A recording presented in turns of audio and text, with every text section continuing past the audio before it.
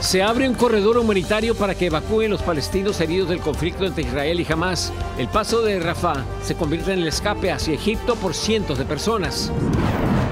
¿Cuál es la gran verdad sobre la situación de los migrantes en Estados Unidos? ¿Cuál sería el beneficio para el país si se les abre un camino a una legalización? Hablaremos sobre los aportes de la comunidad migrante a este país.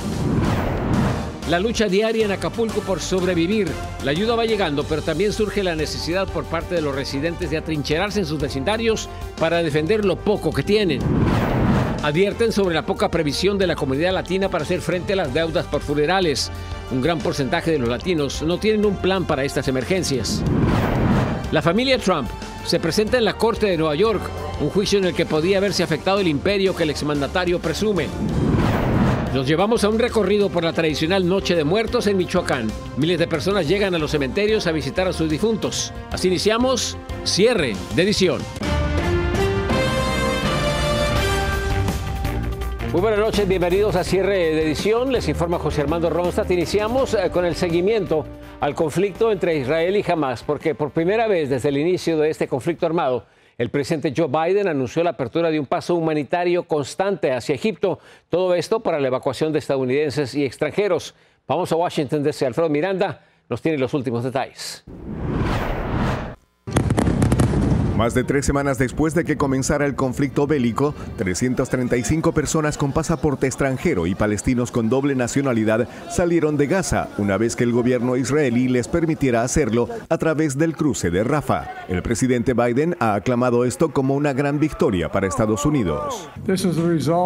Este es el resultado de la intensa y urgente diplomacia estadounidense con nuestros socios en la región. Personalmente pasé mucho tiempo hablando con el primer ministro Netanyahu de Israel, el presidente Sisi de Egipto y otros para asegurarnos de que podamos abrir este acceso para que la gente pueda salir.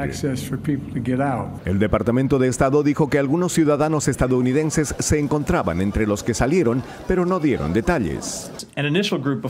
Un grupo inicial de extranjeros, incluidos estadounidenses, salieron a Rafah y esperamos que la salida de más extranjeros y estadounidenses continúe los próximos días. Queremos asegurarnos de que ciudadanos estadounidenses y sus familias salgan lo más seguro posible.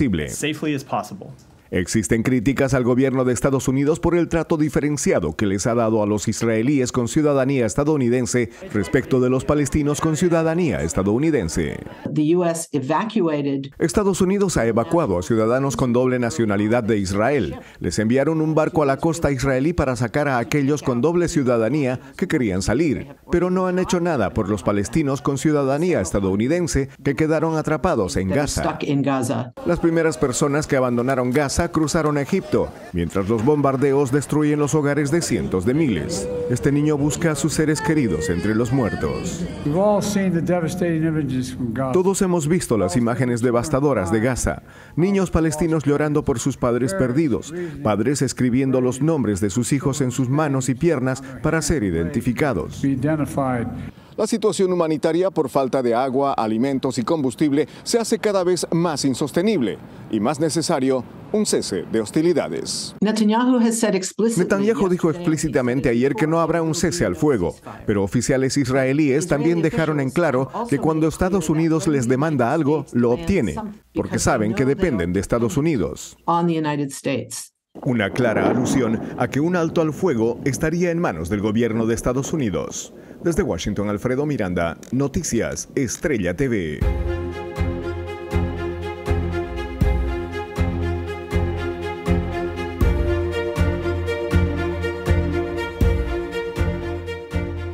En 1986 se aprobó la última amnistía para legalizar a inmigrantes indocumentados. Se le conoció como la Ley de Control y Reforma de la Inmigración, firmada por el entonces presidente estadounidense Ronald Reagan. Desde entonces no hubo más legislaciones ni tampoco se sentaron las bases para futuras medidas que favorezcan a una legalización de los migrantes que llegaron después de esa fecha.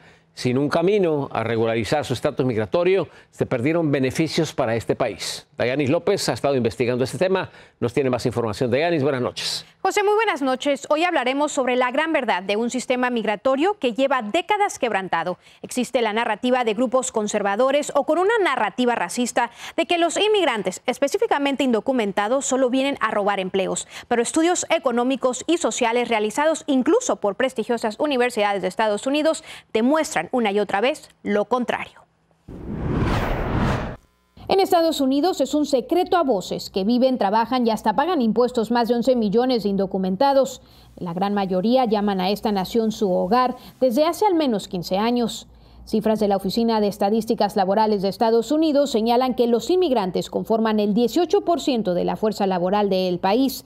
De estos, el 5% son indocumentados. There is a big group that are mostly employed as laborers in jobs that don't have a very high pay, but they are very crucial for many sectors. For instance, job in construction, in agriculture, in personal services, assisting elderly people, assisting kids, in home care, in restaurant and food. El economista Giovanni Perry tiene más de 2 décadas realizando estudios sobre las contribuciones económicas de los inmigrantes a Estados Unidos.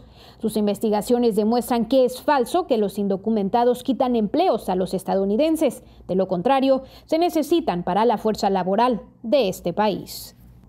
De acuerdo con una reciente encuesta del Centro de Investigación Pew, el 77% de estadounidenses dicen que los inmigrantes indocumentados en su mayoría ocupan puestos de trabajo que ellos no quieren realizar.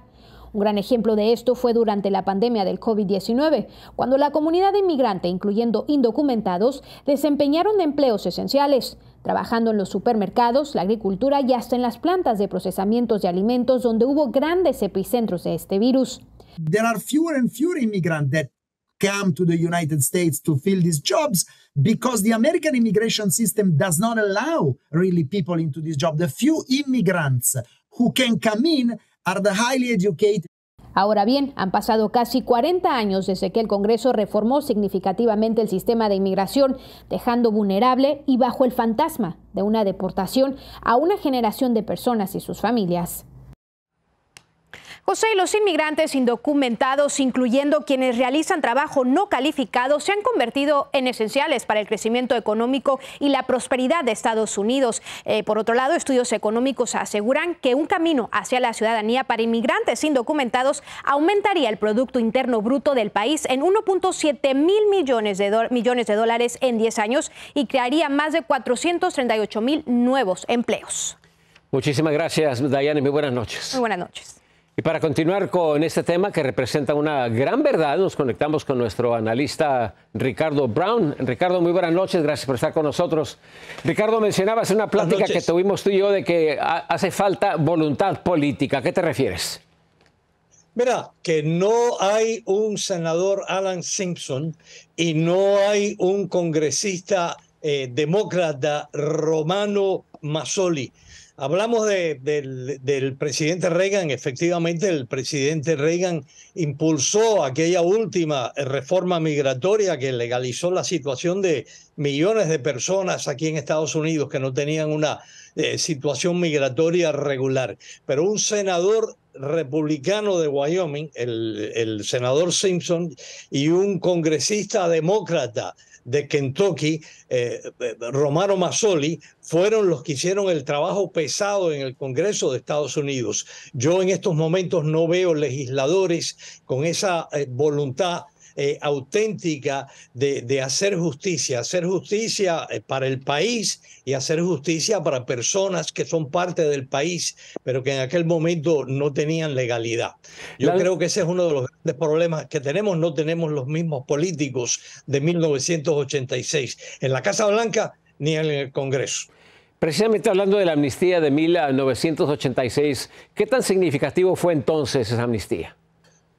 Fueron millones de personas, José. Yo creo que fueron 3 millones y muchas de esas personas que habían estado años y años, en algunos casos décadas, aquí en Estados Unidos, que habían echado raíces en el país, que tenían hijos nacidos aquí, pudieron respirar, tener una situación legal. Muchos de ellos, yo conocía a muchos de ellos, fueron personas que pusieron empresas, montaron empresas.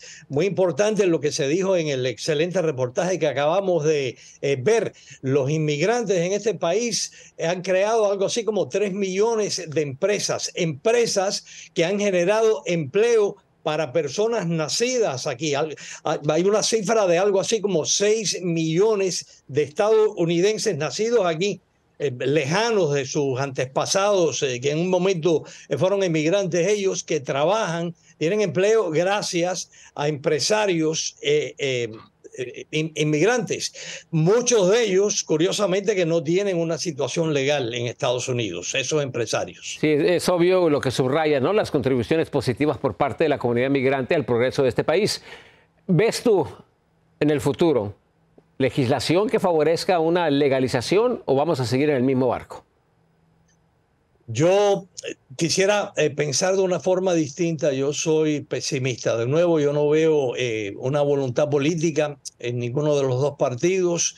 Yo cubrí aquella gesta que legalizó a millones de personas en aquel año 1986. Recuerdo en muchas ocasiones haber hablado con el senador Simpson, haber hablado con el congresista Mazzoli, y verdaderamente yo no veo representación congresional que tenga primero ese conocimiento de un problema, un asunto tan complejo como la inmigración. Aquí en Estados Unidos, sí, este es un país de migrantes, indudablemente. Eso no es un cliché, eso es una realidad. Desde tiempos de la colonia, desde que Estados Unidos era una colonia británica. Yo he vivido toda mi vida en este país, José. Yo puedo decir, lo digo con orgullo, yo me crié entre indocumentados en un barrio en el norte de Estados Unidos, allá en el techo del mapa de Estados Unidos en Inglaterra, en la ciudad de Hartford, Connecticut,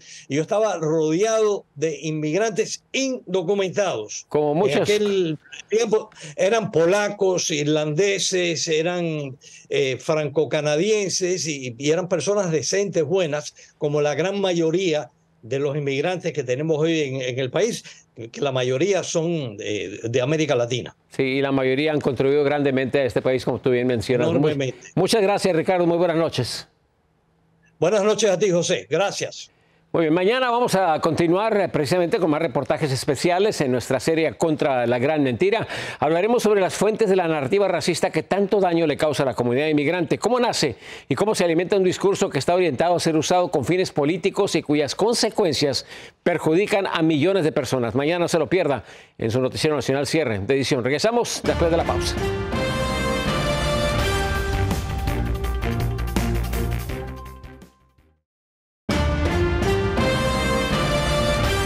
Vamos a información desde Acapulco, donde la crisis no cesa. Ante el incremento de saqueos, muchos residentes se están turnando para proteger lo poco que les queda de los delincuentes que se siguen aprovechando de su situación. En Acapulco, Guerrero, Arturo Vega nos tiene más información. Acapulco vive distintas crisis. El huracán Otis los dejó sin luz, sin agua, sin trabajo, sin comida y sin casas. Estos problemas han escalado a tal grado que durante los primeros días de la tragedia hubo grandes saqueos de alimentos. Ahora los habitantes del puerto temen por su seguridad, ya que se han registrado robos al interior de las casas. En todas las colonias, mismo desde Costa Azul, que los vecinos dormimos en las puertas, en la Pancho Villa, que las personas igual dormimos en las puertas y vamos ayudando a los vecinos. En el centro los locatarios duermen afuera. Los robos se dan para obtener servicios que escasean o comienzan a encarecerse, como el gas. Ahora lo que tememos es que empiezan los asaltos. Los mismos vecinos, los habitantes, empiezan a buscar el gas, se empiezan a meter a la casa y empiezan a robarse los tanques. Ayer precisamente hubo una explosión en el barrio de la fábrica. Una bodega se le metieron a quererse llevar el tanque y iban fumando y les explotó. Por las noches, las zonas altas de Acapulco viven en la penumbra, a pesar de los trabajos que realiza la Comisión Federal de Electricidad para restablecer en su totalidad la luz. Las colonias viven a oscuras. Esto ha motivado a que los vecinos formen barricadas para protegerse de robos. Te tienes que proteger con lo poco que tienes, a tu familia, a tus hijos, tú eres lo mismo. Una semana ha pasado desde que Otis impactó esta región turística del país y el restablecimiento de servicios básicos y reconstrucción va a paso lento. Desde Acapulco, Guerrero, Arturo Vega, Noticias Estrella TV. Una breve pausa, más noticias en cuanto regresemos. Sigan con nosotros. Nunca es tarde para planificar un funeral. Al regresar le explicamos cómo prepararse para no perjudicar su economía. Noche de Muertos en Michoacán, en la República Mexicana. Los pobladores abrieron las puertas del más allá para recibir a sus santos difuntos. Les tenemos las imágenes y los detalles.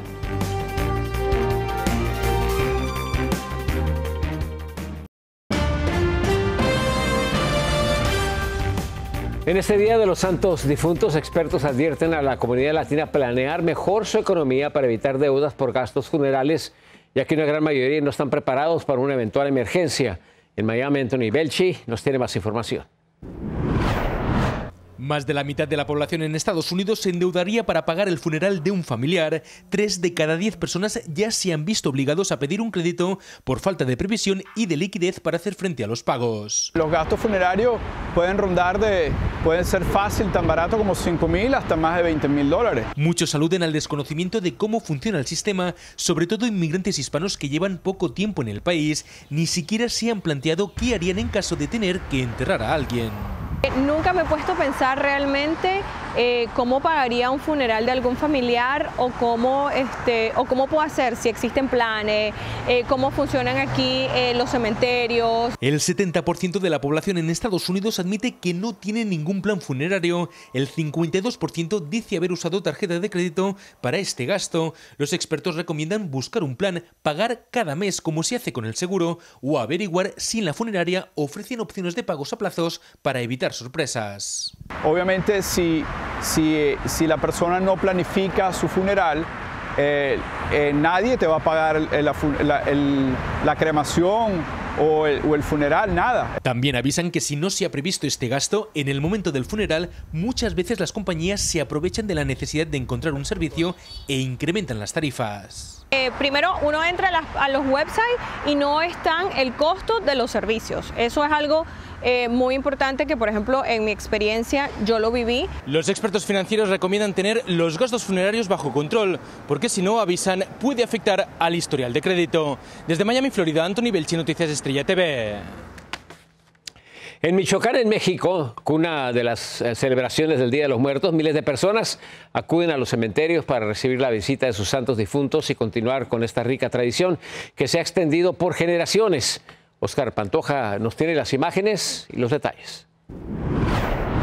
La puerta que divide al mundo de los vivos y muertos se abre en la celebración de la Noche de Muertos en Michoacán. Ofrendas adornadas con flor de cempasúchil dan la bienvenida a las ánimas. Una tradición que data desde épocas prehispánicas, que año con año las veladoras iluminan el camino para el reencuentro con los vivos, que a ritmo de música de viento alegran los panteones.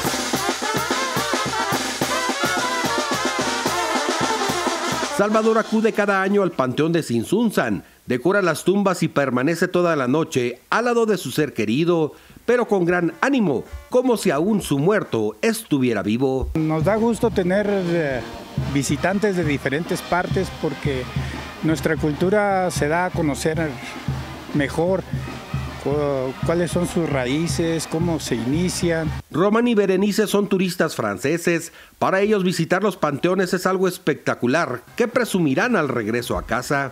Pues increíble, muy diferente de lo que tenemos en casa y es muy guapo, algo que en mi país no tenemos.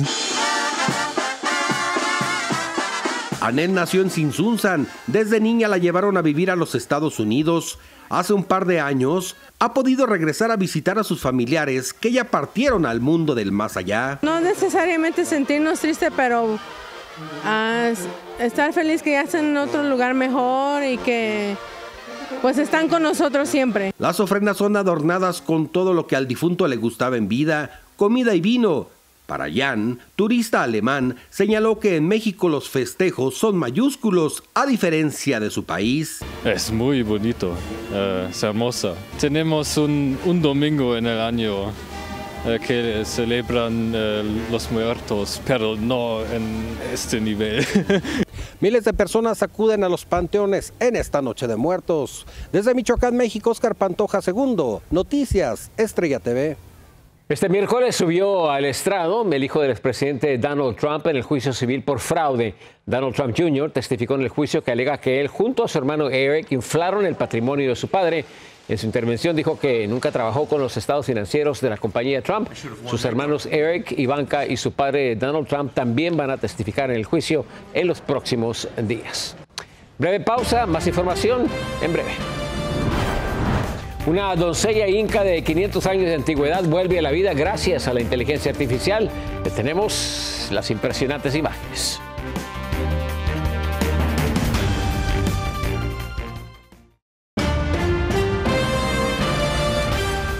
Científicos del Perú y Polonia reconstruyeron el rostro de una doncella inca sacrificada hace 500 años, cuyos restos fueron encontrados muy cerca de un volcán en los Andes peruanos hace casi 3 décadas.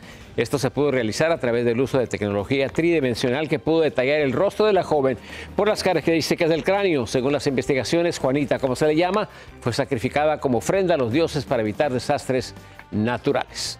Muchísimas gracias por acompañarnos. Los esperamos mañana una vez más en su Noticiero Nacional Cierre Edición. Yo soy José Armando Ronstadt. A continuación, un tal Juan Santos.